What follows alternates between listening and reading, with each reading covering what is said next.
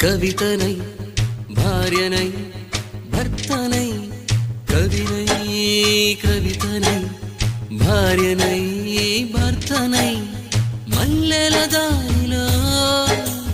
మంచు ఎడారిలో మల్లెల దారిలో మంచు ఎడారిలో పన్నీటి జయ గీతాల కన్నీటి జలపాతాల నాతో నేను అనుగమిస్తూ నాతో నేనే రమిస్తూ ఒంటరినై అనవరతం కంటున్నాను నిరంతరం కలల్ని కథల్ని మాటల్ని పాటల్ని రంగుల్ని రంగవల్లుల్ని కావ్య కన్యల్ని ఆడపిల్లల్ని జగమంత కుటుంబం నా